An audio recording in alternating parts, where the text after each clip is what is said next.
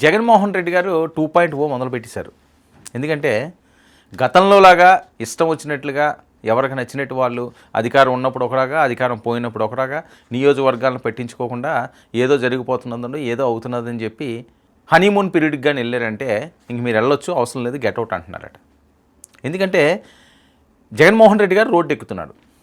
ఆయన ఆందోళన బాట పట్టడానికి సిద్ధమవుతున్నారు. పాదయాత్రలు చేస్తారంటున్నారు, బస్సు యాత్రలు చేస్తారంటున్నారు. సరే, ఏ యాత్రలు చేస్తారు ఏంటన్నది పూర్తిగా ప్రజల్లో ఉండాల్సిన అవసరం ఉంది. ఇంకో 2.5 సంవత్సరాలు 3 సంవత్సరాలు, ఇంకొక సంవత్సరం 2 సంవత్సరాలు ఏంటంటే ఎలక్షన్ మూడు వచ్చేస్తుంది. ఖచ్చితంగా 29 కోసం ఈయన ఇప్పటి నుంచి యుద్ధం మొదలు పెట్టాలి. సో ఆ నేపథ్యంలో ఆయనతో పాటు వచ్చే సైనికులు ఎవరు, ఆయనతో పాటు వచ్చే సేనాధిపతులు ఎవరు, ఆయనతో పాటు వచ్చే మంత్రులు ఎవరు, ఇవన్నీ కూడా ఆలోచించుకోవాల్సిన అవసరం ఉంది కదా. అంటే ఇప్పటి వరకు కూడా చాలా కొద్ది మంది మాత్రమే, పేరు నాని వాళ్ళు, అంబట్ల లాంటి వాళ్ళు, వీళ్ళే ఒకరిద్దరు ఎవరో మాట్లాడుతున్నారు తప్పించి మిగతా వాళ్ళందరూ సైలెంట్ మోడ్కి వెళ్ళిపోయారు. వైఫైలకు కూడా ఎక్కడ దొరకనంత పరిస్థితి ఉంది. నెట్వర్క్లు లేని ప్రదేశంలో ఉన్నారా అనిపిస్తుందట. అందుకనే జగన్మోహన్ రెడ్డి గారు క్లాస్ ఇచ్చారు. ముందుగా క్లాస్ ఇచ్చింది ఎవరికి?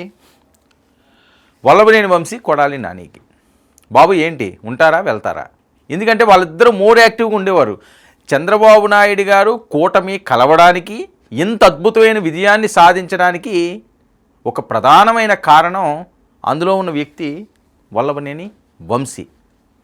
ఎందుకంటే మరి భువనేశ్వరి గారిది అప్పుడు అన్నది, ఆ తర్వాత ఈయన అరెస్ట్ అవ్వడం, అసెంబ్లీలో ఈయన ఏడ్చి నేను మళ్ళీ సీఎం అయిన దాకా రానని బయటకు వచ్చడం, ఇవన్నిటికీ ఎవరు కర్త కర్మ క్రియ వల్లభనేని వంశీ అనే కదా జరిగిన ప్రచారం. సో ఆ తర్వాత కొడాలి నాని జైల్లో ఉన్నప్పుడు ఎంత దారుణంగా, ఎంత వయసుకు కూడా విలువనివ్వకుండా మాట్లాడింది. ఆవిడ నిన్న భువనేశ్వర్ గారు ఏం చెప్తారు, మొన్నేమో మా బాబు గారికి వేడి నీళ్ళు ఇవ్వట్లేదు, వేడి నీళ్ళు కోర్టు ఇమ్మంటే ఇస్తారు. అక్కడ ఫ్రిడ్జ్, ఏసీ, దోమలు కొడుతున్నాయి. దోమలు కొట్టక లేకపోతే రంభా ఊరసి వచ్చి కన్ను కొడతారు. దీనికి విధానపరంగా ఎవరు మాట్లాడినా తప్పు లేదండి. కొడాలి నాని మాట్లాడొచ్చు, కొడాలి నాని మాట్లాడొద్దని ఎవరన్నారు? పేరు నాని గారు మాట్లాడొద్దని ఎవరన్నారు? లేకపోతే ఇంకొక ఎక్స్ మాట్లాడొద్దని ఎవరన్నారు? మాట్లాడండి, విధానపరంగా మాట్లాడండి.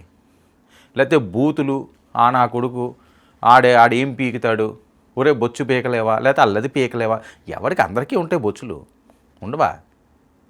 గుండె చేయించుకుంటే ఉండకపోతే 4 రోజులు పోతే మళ్ళీ ములుస్తాయి. ఎవరికి లేదు బొచ్చు, ఎవరిదాడు పీక్కుంటాడు. మనం ఎందుకు పక్కోలే పీకడం? మన పని అది కాదు కదా, మన వృత్తి అది కాదు కదా. మనకి రాజకీయ వృత్తి మంది, మన గెలిపిస్తున్నారు, ప్రజలకు సేవ చేసుకుందాం. సరే, సేవ చేయనవసరం లేదు, అన్యాయం చేయకుండా మీకు నచ్చిందే చేయండి. మిమ్మల్ని గెలిపించుకున్న దానికి 5 సంవత్సరాలు భరించాలి కాబట్టి భరిస్తారు. అంతేగాని ఇంకొకటి పీకి పని మనకెందుకు అంటాను నేను. ఎవడు పీకి పని ఎవడు పెట్టుకోవద్దు, ఎవరిదాడు పీక్కోండి. మరి అంత దురద పడతాయి. ఎందుకు ఇలా చేస్తున్నారు రాజకీయ పరంగా? అందుకని జగన్మోహన్ రెడ్డి గారు ఈసారి సీరియస్గానే క్లాస్ పీకుతున్నారని. జగన్ వార్నింగ్ మోడ్, కొడాలి వంశీకి జగన్ క్లాస్. మొత్తం 20 మందికి వైసీపీ అధినేత కర్తవ్య బోధ చేశారని. తాడేపల్లిలో అందుబాటులో ఉన్న మాజీ ఎమ్మెల్యేలు, నియోజకవర్గ ఇన్ఛార్జీలకు జగన్ నుంచి పిలుపు. వైసీపీ బలోపేతంపై జగన్మోహన్ రెడ్డి గారు ఫుల్ ఫోకస్. ఏడాదిన్నరగా పార్టీకి అంటీ ముట్టినట్లుగా వ్యవహరిస్తున్న మాజీ ఎమ్మెల్యేలు, నియోజకవర్గ ఇన్ఛార్జీలు ఫుల్ క్లాస్. జగన్ క్లాస్ ఇది. ఏం చేస్తారు నియోజకవర్గాలను పట్టించుకోకపోతే? ఏం రోడ్ల మీద పాదయాత్రలు తిరుగుతానంటే మీరందరూ ఇళ్లలో కూర్చుంటే ఏం చేస్తారు? ఉంటే వండి పోతే పండు అనే స్టేజ్కి వచ్చేసారని. చాలా కీలకమైన అంశం, అంటే చాలా సీరియస్గా ఉన్నాడు ఆయన. ఎందుకంటే ఒక పక్క సిబిఐ కోర్టుకి రమ్మని చెప్పి వెళ్ళడం, ఆ కేసులు ఏమవుతాయో తెలియని పరిస్థితి. ఇలాంటి 15-16 కేసులు సిబిఐ చుట్టూ తిరుగుతున్నాయట.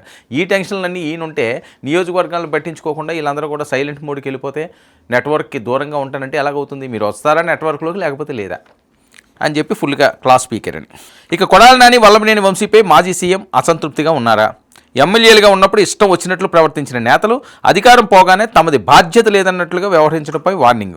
ఇక ఏడాదిన్నరగా నియోజకవర్గాల్లో ఏం చేస్తున్నారన్నో చెప్పాలన్న జగన్. పలువురు నేతలు సైలెంట్ అయిపోయినట్లు సమాచారం. కొడాలి నాని, వంశీ వ్యవహార శైలిపై ఆగ్రహం.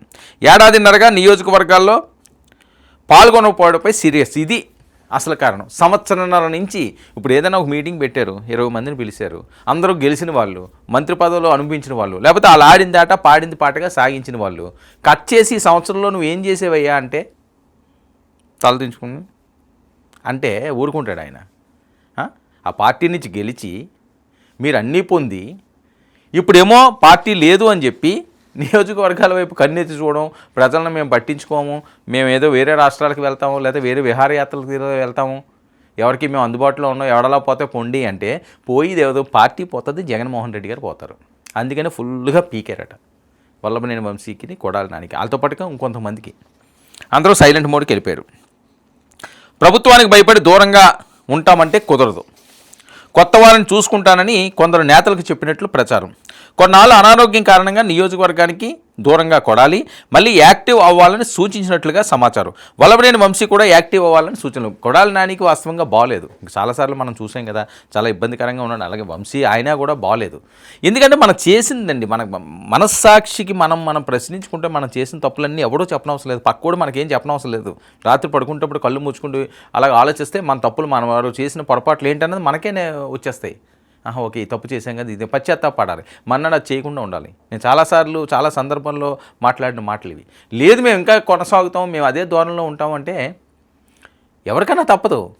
అనారోగ్యం అన్నది రాకుండా ఎవడుంటాడు, ఏ మనిషి ఉంటాడు? ఏదోటి వస్తుంది. ఒకటి జలుబు వస్తే ఇంకోటి జ్వరం వస్తుంది, లేకపోతే ఇంకోటి కడుపు నొప్పి వస్తుంది, ఇంకోటి కాలు నొప్పి వస్తుంది. ఏది రాకుండా ఉండాలంటే ఎక్కడ అవుతుంది? ఇప్పుడు వాళ్ళకి కూడా అలాంటి ఇబ్బందులు వచ్చినాయి. ఆయన పాపం సర్జరీ చేయించుకున్నాడు. కొడాలి నాని అసలు ఉంటారో లేదా అన్నట్లుగా కూడా జరిగిన ప్రచారాన్ని మనం మర్చిపోగలమా? ఎందుకు అంత సీరియస్ అయింది? మెంటల్ టెన్షన్లు, అనవసరమైన వాటికి వెళ్ళడం, పాలన మీద పట్టు వదిలేసి వేరే అంశాల మీద మాట్లాడడం, ఆయన తల్లి లాంటి వాళ్ళనేమో ఆయన మాట్లాడడం, అరెస్ట్లు అవడం. సరే, దాని మీద అవ్వకపోవచ్చు, కాక ఏదైనప్పటికీ కూడా లింక్ దానికి ఉంటుంది కదా. ఇక కొత్త వారిని చూసుకుంటానని కొందరికి చెప్పాడు. మీరు చేస్తే చెయ్యండి, అయిపోయింది, మీ హనీమూన్ పీరియడ్ అయిపోయింది, రోడ్ల మీదకి రండి, నియోజకవర్గాలను పట్టు సాధించండి, వాళ్ళకే టికెట్ ఇస్తాను, లేదా కొత్త వారిని చూసుకుంటాను, గెట్అవుట్. జగన్మోహన్ రెడ్డి గారితో అలాగే ఉంటుంది. ఇక దెందులూరు మాజీ ఎమ్మెల్యే అబ్బయ్య చౌదరిపై సీరియస్ అయినట్లుగా తెలుస్తుంది. నియోజకవర్గంలో అందుబాటులో ఉండాలని సూచనలు. అద్దంకి ఇన్ఛార్జ్ అశోక్ కుమార్, విజయవాడ సెంట్రల్ మాజీ ఎమ్మెల్యే మల్లాది విష్ణు, అవనగడ్డ మాజీ ఎమ్మెల్యే సింహాద్రి రమేష్ విషయంలోనూ జగన్ అసంతృప్తి. ఇక ఎక్కువ మంది నేతలు నియోజకవర్గాల్లో ఉండడం లేదని అధినేతకు ఫిర్యాదులు. వైసీపీ కార్యకర్తల పట్ల కూటమి ప్రభుత్వం కఠినంగా వ్యవహరిస్తుందని ఆరోపణలు. ప్రజలకు అందుబాటులో ఉండాలని నేతలకు అధినేత సూచించినట్టు వస్తున్న వార్తల నేపథ్యంలో అందరూ కూడా అలర్ట్ అయిపోయారు. జగన్మోహన్ రెడ్డి గారు మళ్ళీ జనాల్లోకి వస్తున్నారు కాబట్టి ఇంక 3 సంవత్సరాలు ఎన్నికలకి సమయం ఉంది కాబట్టి ఇప్పటి నుంచే జనాల్లోకి రావాలి. అలా ఎవరు రారో నా దగ్గర ఇదిగో ఈ రిపోర్ట్ ఉంది, మీ మిర్రర్ ఉంది, నాకు తెలిసిపోద్ది మీరు ఏం చేస్తున్నారు, బయటికి పంపించేస్తాను, కొత్త వాళ్ళకి అవకాశం ఇస్తాను. ఇది ఆఖరి అవకాశం. మీరు ఉంటారా? ఉండండి. నియోజకవర్గాన్ని అంటి పెట్టుకుని ఉండడం అంటే ఏదో వచ్చామో పోయామో అన్నట్టు కాదు. మళ్ళీ ఫైట్లు చేయాలి, మళ్ళీ ప్రజలతో ఉండాలి. రిపోర్ట్లు నేను ప్రతి నెల తెప్పించుకుంటాను. ఎవరు సరిగ్గా రాకపోతే అక్కడ కొత్త ఇన్ఛార్జీలు వస్తారని చెప్పి జగన్ పేల్చిన బాంబుకి ఫస్ట్ టెన్షను వంశీ, కొడాలికి. మరి నెక్స్ట్ టైం ఎవరికో చూడాలి.